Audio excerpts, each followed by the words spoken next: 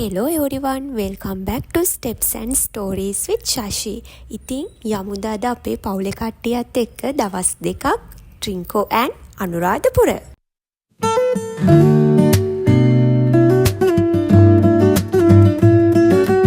අපි හායි කියන්නේ. අප්පච්චි හායි කියන්නේ. හායි.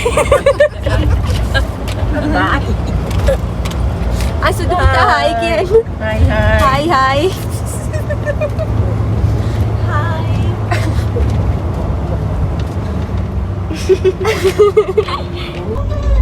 අපි ගමන පටන් ගත්තේ උදේ 5ට විතර කුරුණෑගලින්. අපේ අම්මලා කලින් දවසේ ආවා. ඉතින් අපි මේ කන්තලේ මලේ ත්‍රිකුණාමලේ යන්න තමයි යන්නේ. මේ තියෙන්නේ කන්තලේ හරියට කිට්ටු වෙලා.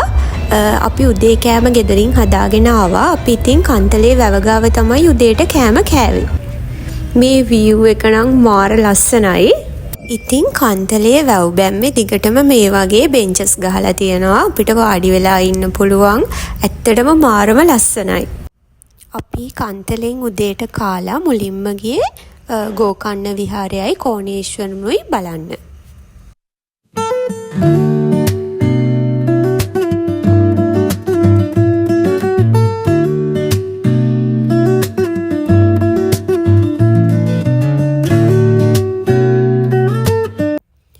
ඉතින් මෙතන තමයි රාවණා කැපුම තියෙන්නේ.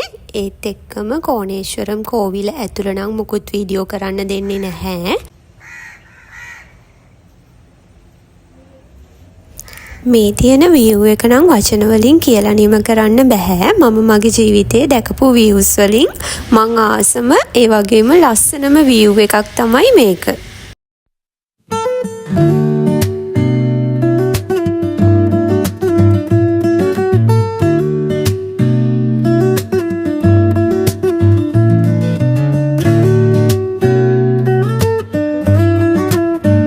අපි උදේ 9:30 වගේ වුණා කෝණේශ්වරම් වලට එනකොට. ඒ වෙලාවෙත් හොඳටම අවුව. මුහුදත් නිල්ම නිල් පාටයි, ආසත් නිල්ම නිල් පාටයි. ඒ view එක මාර ලස්සනයි. ඊට පස්සේ අපේ තාත්තට ආමි මියුසියම් එක බලන්න ඕනි කිව්වා. ඉතින් අපි ගියා ඕර්සිඩ් ආමි මියුසියම් එක බලන්න. මේ මියුසියම් එකේ තියෙන්නේ යුද්ධ කාලෙදී අපි යූස් කරපු සහ LTT එකෙන් අත්පත් කරගත්ත අවියායුධ. ඉතින් ඔයාලා මෙතනට යනවා නම් අනිවාර්යෙන්ම ඔයාලට chance එකක් හම්බ වෙනවා යුද්ධ ටැංකියක් ඇතුළට නැගලා බලන්න. ඉතින් මේ තියෙන්නේ යුද්ධ ටැංකියක් ඇතුළේ කොහොමද තියෙන්නේ කියලා. මේක මගේ ජීවිතේ මම ගත්ත first experience එක.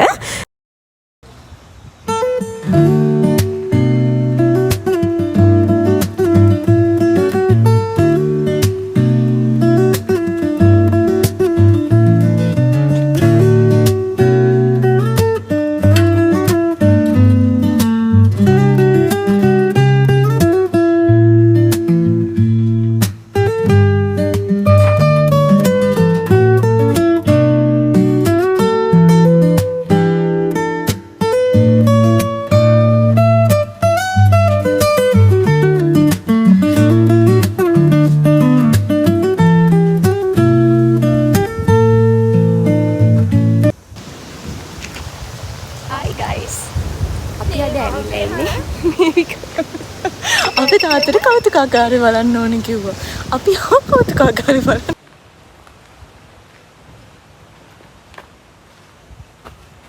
ඉතින් ඔයාලා ට්‍රින්කෝ එනවා නම් මෙතෙන්ටත් එන්න අමතක කරන්න එපා. ඊට පස්සේ අපි ගියා මාබල් බීච්. මොකද අපි හැමෝටම අවුවත් එක්ක මාර මහන්සියක් තිබ්බා.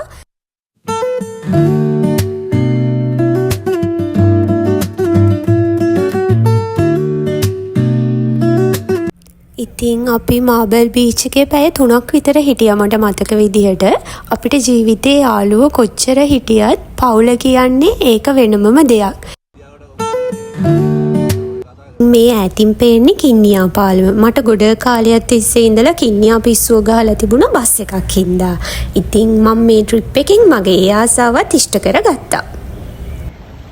අපි දවල්ට කෑම කෑවේ මෙතන ඉඳගෙන. ඊළඟට අපි ගියා කන්නියා උණු වතුර වලින් බලන්න. මෙතන ගැන කියනවා නම් මිනිස්සු මෙතන සවුත්තු කරලා තියෙන්නේ, කාසි දාලා තියෙනවා, එක එක දේවල් දාලා තියෙනවා මේ උණු වතුර වලින් ඇතුළට. දුක හිතෙනවා ඇත්තටම දැක්කට පස්සේ.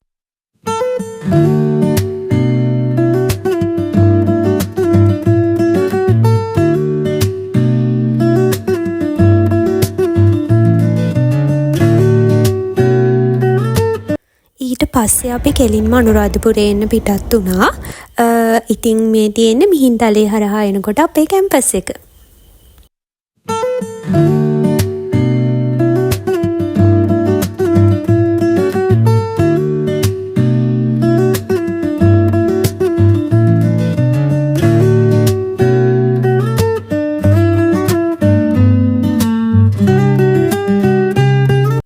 අපි ප්ලෑන් කරේ පළවෙනි දවස අනුරාධපුරේ නවතින්න, ඊළඟට දෙවනි දවස අනුරාධපුරේ වඳින්න යමු කියලා. මේ තියෙන්නේ අපි නැවතිච්ච ප්ලේස් එක. මෙතන නම Green Heaven Holiday Home Anuradhapura. ඇත්තටම මේ ප්ලේස් එක highly recommend කරන්න පුළුවන් තැනක්. මොකද මෙතන හොඳට ස්පේස් එක තියෙනවා. ඒ වගේම මේ ප්ලේස් එකේ මැනේජ්මන්ට් එක නම් මාරම ෆ්‍රෙන්ඩ්ලි and ඔයාලා උයනවා නම් ඔයාලට උයා ගන්නත් පුළුවන්. එහෙම නැත්නම් මෙතන අංකල් කෙනෙක් ඉන්නවා, එයා අපිට උයලත් දෙනවා.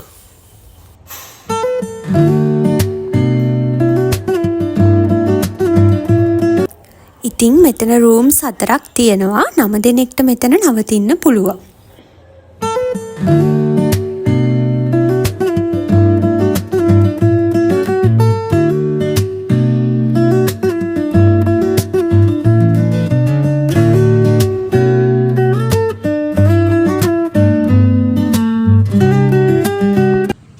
වගේම තමයි මේ ප්ලේස් එක මාර ලස්සනයි. මෙතන තියෙනවා ගහක් උඩ හදපු පුංචි පැලක්, ඒ වගේම උන්චිල්ලාවක්. පොඩි අයට හොඳට නිදහසේ ඉන්න පුළුවන් තැනක්.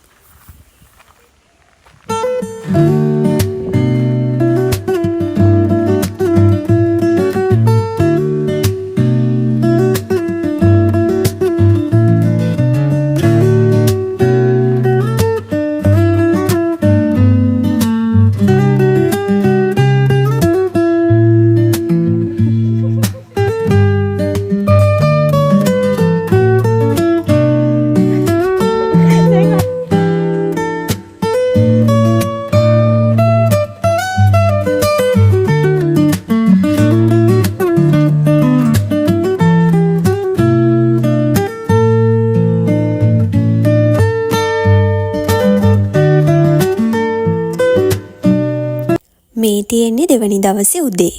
ඉතින් මෙතන පොඩි බබාලට විතරක් නෙමෙයි ලොකු බබාලටත් හොඳට එන්ජොයි කරන්න පුළුවන්. ඊළඟට අපි ගියේ උදේ පාන්දරින්ම අටමස්ථානේ වඳින්න. අටමස්ථානෙත් වැඳගෙන අපි ඊළඟට ගියා මිහින්තලේ. මේ තියෙන්නේ දැන් මිහින්තලේ හදලා තියෙන අට සැටලෙන් වල අනුරුව.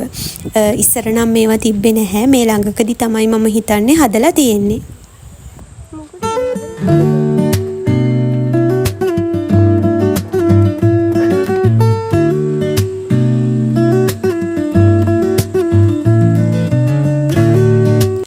මිහින්තලේ කියන්නේ ඉතින් මතක පිරුණු තැනක්. කැම්පස් කාලේ දුකටත් මිහින්තලේ නැග්ගා, සතුටටත් මිහින්තලේ නැග්ගා. පොසොන් කාලේට අපි කෑවේ බිව්වේ තලේ තියෙන දන්සල් වලින්.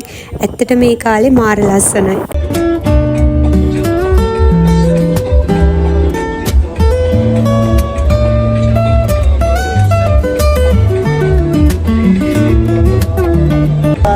මට කඳුළු දිදී නුඹේ සුවඳට තවලන් වෙනවා. ඒ අතීතයේ සිතුම් පෙළම මට රිදවනවා. ඒ අතීතයේ සිතුම් පෙළම මට රිදවනවා. ඉතින් මේ විදිහට තමයි අපේ දවස් 2ක ට්‍රිප් එක ඉවර වුණේ.